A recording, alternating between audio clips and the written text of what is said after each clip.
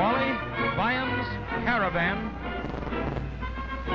to Mexico, the story of a friendly roving city on wheels.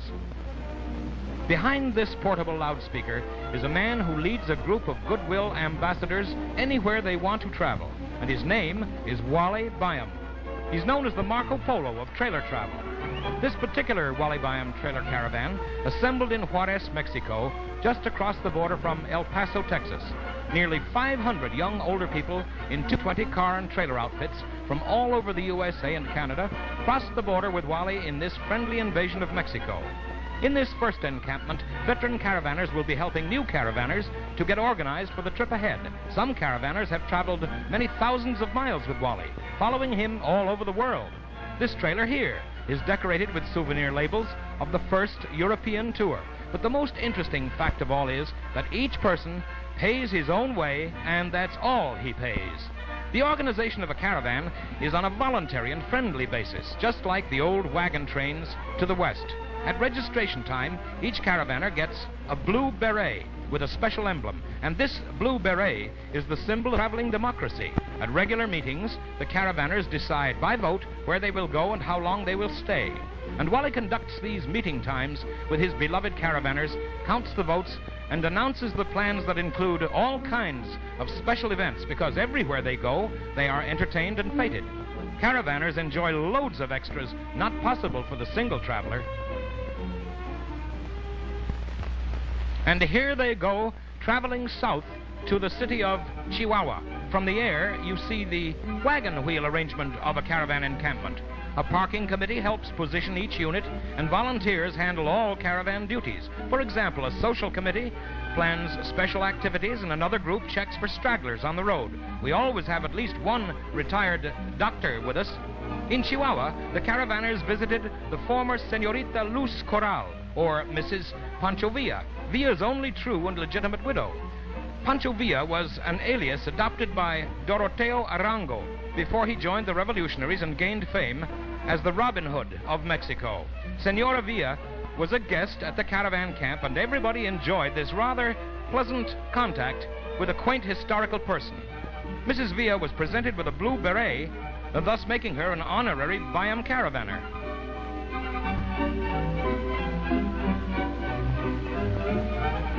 When the caravan went through the old mining town of Parral, all the school children were given a holiday.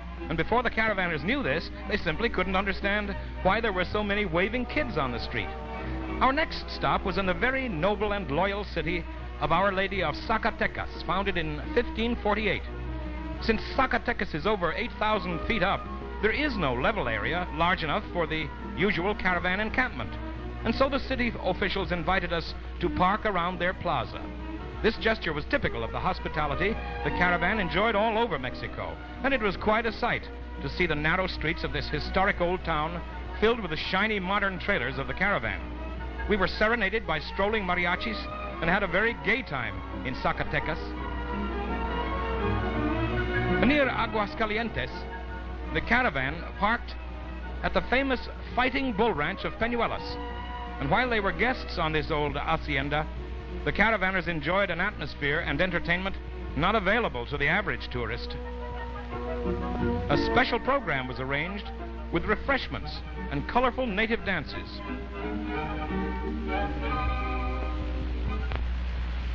Every region in Mexico has its own particular dances, and usually these are performed only at celebrations and fiestas, but the arrival of the caravan was important enough to rate an extra appearance. One of the features of this dance, done by descendants of the Chichimecs, is dancing on one foot. The best dancers are those who can go back and forth and around and never touch the other foot to the ground. The Chichimecs were a warring, conquering tribe. And this dance is definitely in the same spirit, with bows and arrows and slashing machetes.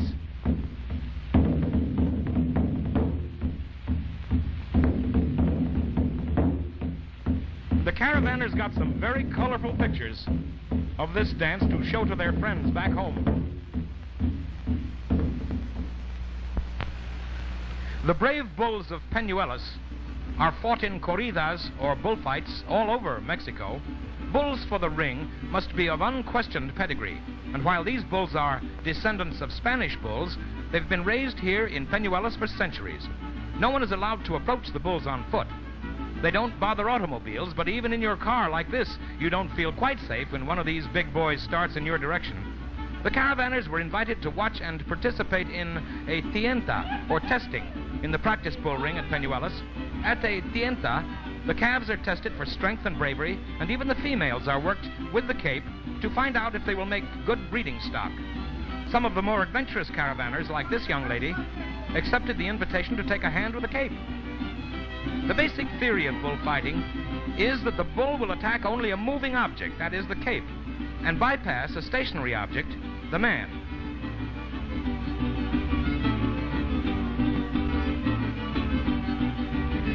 There were a few caravanners who showed real talent. Imagine telling your friends that you actually fought an authentic fighting bull. It could really only happen to you on a Wally Byam caravan.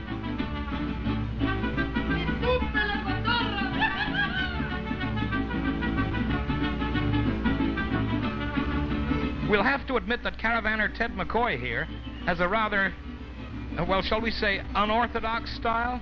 Just watch that. But he does have plenty of nerve. Processions like this are a common sight in Mexico.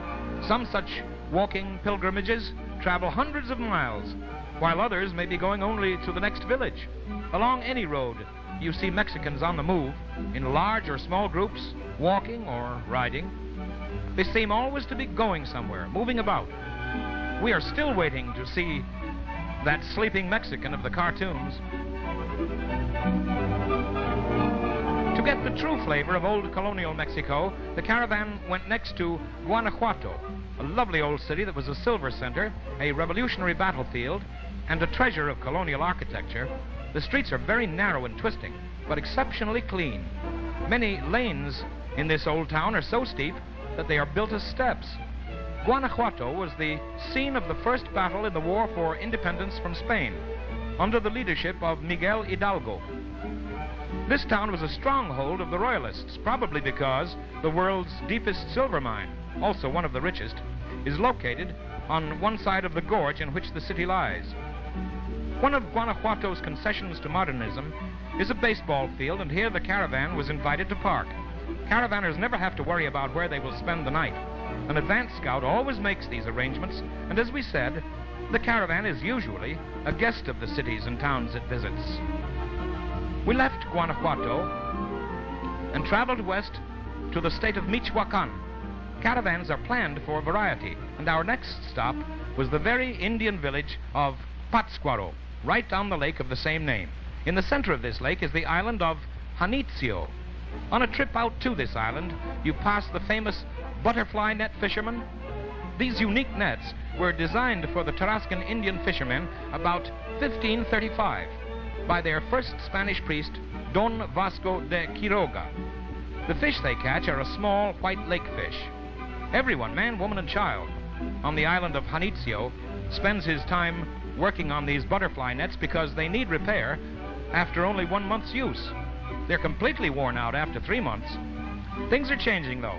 There's now a plan afoot to make the nets of nylon. The Tarascan people and their villages have a somewhat Chinese appearance. We noticed it particularly as we climbed the hill in Janitzio.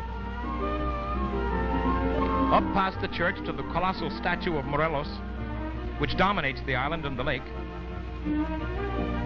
Here it is.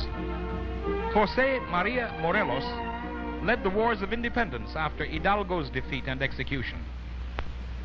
One of the native dances peculiar to the Tarascan Indians is Los Viejotos, the dance of the little old men. It's a grotesque mimicry of the hobbling step with a cane of the very old, and it is done by youngsters who wear carved and painted wooden masks, the rest of their costume being the traditional regional dress of Michoacan. This dance is part of the Pátzcuaro festival held early in December, but it was specially performed for the caravan. The masks used in the dances make wonderful souvenirs, and the caravan enjoyed shopping for them in the local market.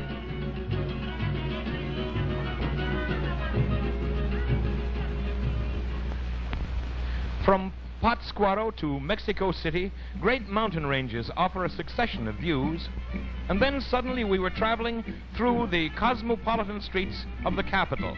Caravanners organized sightseeing trips to the 400-year-old National University of Mexico. This new and ultra-modern murals. There are around 25,000 students at this school, which is the oldest in the Western Hemisphere.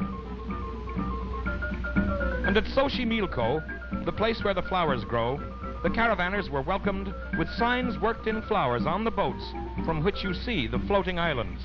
These islands were rafts woven of twigs anchored in the lake by the Aztecs and covered with earth and vegetation. Other boats bring peddlers alongside to offer flowers and souvenirs and music and food. Xochimilco, 14 miles southeast of Mexico City, was once the home of the Aztec nobles. Today it is a favorite Sunday outing spot. Part of the fun in Mexico is shopping. Everywhere you go, there are colorful native handicrafts, and with a trailer, you can bring back those fragile or bulky items. We also visited the Pyramid of the Sun at Teotihuacan, more than 2,000 years old. Actually, the largest pyramid in the world. Mexico City's bull ring is the world's largest. A bullfight is neither a fight nor a sport, as we understand those terms. It is rather a tradition played out in pageantry, movement, and color. The alguacil here, or constable of the ring, enters on horseback to start the proceedings, as the procession of matadors, banderilleros, and picadors parade into the ring. A corrida de toros consists of a program of 5 to 8 bullfights.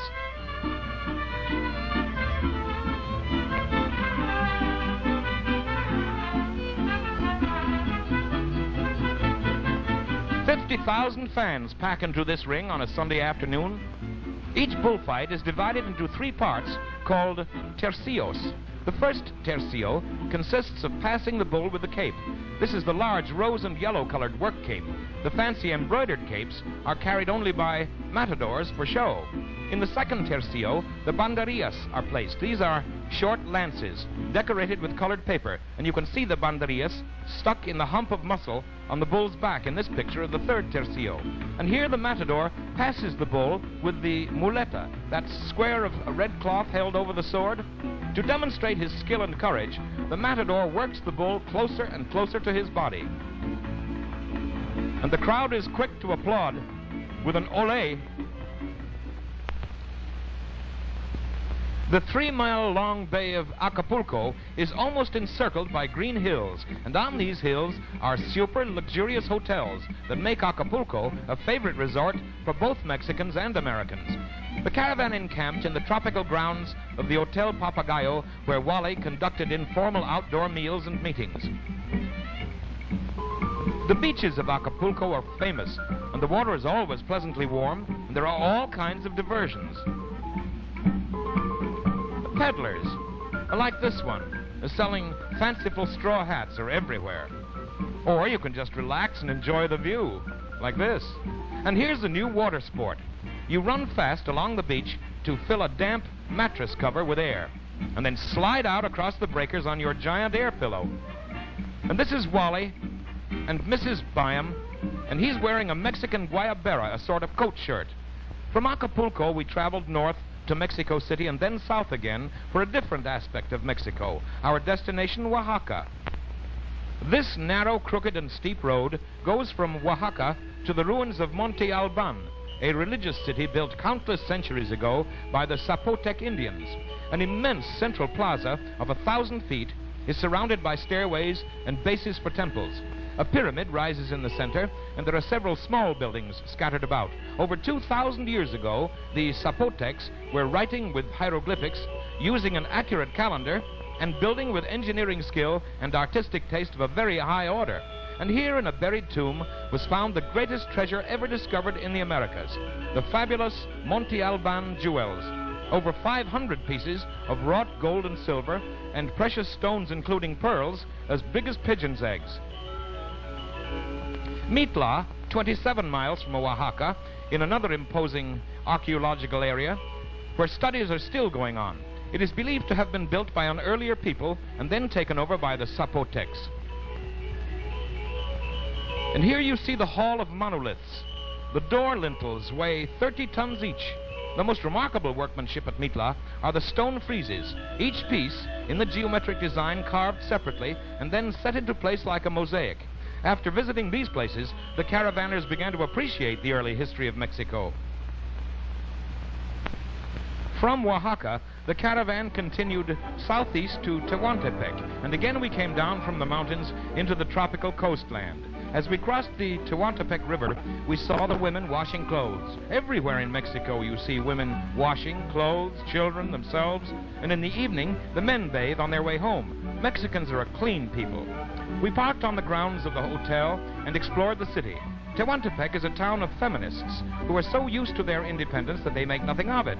These women, called Tehuanas, wear full, long skirts and the distinctive huipil, or embroidered blouse. Their jewelry usually is made up of U.S. gold coins left here in 1848 by American pioneers on their way to California over the Isthmus of Tehuantepec. And on sale in the market here, you find colorful woven rope hammocks, just the thing for taking life easy outside of your trailer. And a short drive brings you to the docks at Salina Cruz on the Gulf of Tehuantepec, where you can have your pick of fish fresh off the boat. Part of the fun of trailering in a strange country is the shopping for food, because you really meet the people when you shop for the same things that they do. The new Isthmus of Tehuantepec Highway is the shortest transoceanic link in the Western Hemisphere, with the exception of the Panama Canal, 152 miles from the Pacific to the Atlantic. At one time, there were plans to build a canal here, but now at least the road is being pushed through. In 1954, a Walibayam caravan was the first American group to cross the isthmus since the gold rush of 1848. And these adventurous trailer caravanners pushed ahead where there was no road, fording rivers and inching their way through the jungle and making trailer history. Even now, the caravanners must stop and wait for construction crews at work. This part of Mexico is still very primitive, but as usual, you see the women washing in the river near their thatched huts. And road construction is a major program in Mexico because it brings these out-of-the-way places into the national picture, and they build good roads in Mexico. There's no difficulty at all in getting to the places you want to see. At Acayucan, you are back again on the Blacktop Highway. But this is a small, pleasant, tropical village, very much like hundreds of others. If you were to stop, you would be treated with the friendly courtesy you encounter all over Mexico. Caravanners get closer to a country, too, because everyone is curious about trailers and trailer travel. You find that you make lots of friends on a caravan, with your traveling companions and with the people of the country you visit. The U.S. State Department has offered its help for other international Walibayam caravans because caravanners are real ambassadors of goodwill in a direct people-to-people program. Ciudad Verde is a ferry across the bay to Alvarado. The caravan is always careful not to disrupt local traffic, and so the caravanners lined up and crossed a few at a time, being sure not to interfere with truck and bus schedules. This new modern ferry is a tremendous improvement over the old LST pushed by a tugboat that was on duty here when the 1954 caravan went across. Modern improvements are spreading fast in Mexico, but LST, or latest style ferry boat, caravanners manage their outfits well, and if anyone does have some difficulty, the group rallies around to help. There are so many advantages to traveling with a Walibayam caravan, it's no wonder the number of caravanners has been increasing every year. As we said before, nobody pays anybody anything on a caravan. Each caravaner pays his own way, and all you need is an itchy foot, an adventurous spirit, and a travel trailer. Most caravanners are young, older people who would rather wear out than rust out. Actually, they seem to get younger as the miles slip by. But if this is wearing out, they certainly enjoy it. After the ferry landed them at Alvarado, some caravanners headed north up the coast of Veracruz. Another group, chalking up a caravan first, were on their way to Yucatan. From Coatzacoalcos, the railroad goes through dense jungle to the Yucatan Peninsula. At present, there is no highway to this part of Mexico, so autos and trailers are loaded on flat cars, and you have, in effect, your own private railroad car. These modern travel trailers are built to take this kind of journey in stride. Here is real trailer pioneering. For hundreds of miles, these caravanners can sit comfortably in their car, or they can go back to the trailer for a meal or a nap. They have all the comforts of home right in the middle of uninhabited jungle.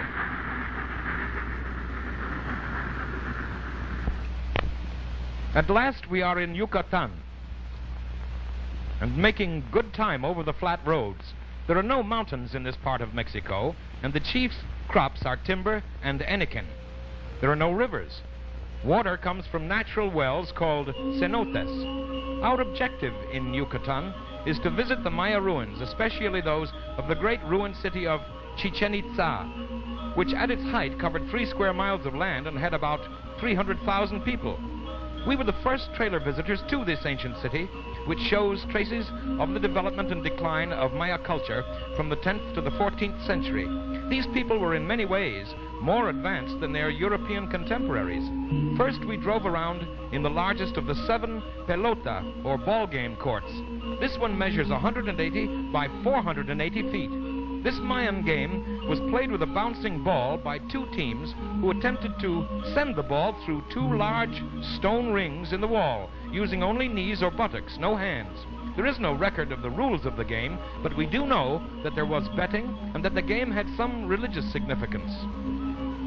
Modern experts marvel at the engineering skill reflected in the Maya buildings, which are beautiful and exact without the use of either wheels or metals. The domed building there in the background is called El Caracol, the snail. Archaeologists believe that this building was an astronomical observatory. Even without metal, their stones are cut as precisely as we could do it today with steel tools. Originally, these tremendous structures were covered with something like stucco and paint. The massive roof timbers have long since rotted away, of course, but these timbers were carried by men from distant forests hundreds of miles away. El Castillo there in the background is almost 100 feet high. It is a truncated pyramid with 9 levels and 4 stairways leading to the temple on top. Archaeologists opened this pyramid and found another one inside of it. The Temple of the Warriors is surrounded by the court of 1,000 columns. Inside this temple were found some of the brightest of the Mayan frescoes. The murals picture everyday events in the lives of the people. One sculpture often seen is a human form resting on its hips with a twisted head. Caravanners even got a first-hand taste of the sacrifice ceremony. Yucatan seems like a world apart. Throughout its history, it has been isolated from the rest of Mexico, but when the road is built, many trailer travelers will follow these pioneering Wally Byam caravanners.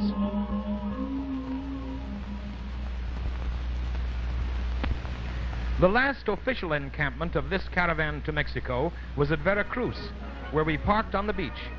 Cortés landed right here in 1519 and began his terrible conquest of Moctezuma and the Aztec Empire. And then there were final shopping expeditions with caravan friends who would be going home by a different route because from here each unit was on its own. Some of the caravanners had to hurry home after being away for 2 months, and others planned to stay on in Mexico and explore more of the delights of this wonderful country that they now understood, appreciated, and even loved. And in addition to the special fun and fellowship of caravanning, these trailer travelers had the opportunity to really know another people and another country. They had discovered that Mexico today is progressing rapidly. This Pemex station looks very much like its American counterpart, and the highways are well planned and built. And yet in Mexico, there is still all the romance of a truly foreign country with a long and colorful history. As they drove northeast or northwest to the border, they knew they had had a unique experience. As a part of Wally's City on Wheels, they had lived at home while traveling thousands of miles. They had the advantage of a large group with the freedom to come and go as they pleased, and as Wally Byam caravanners, they had enjoyed trailer travel, made friendships, and had adventure not duplicated anywhere in the world.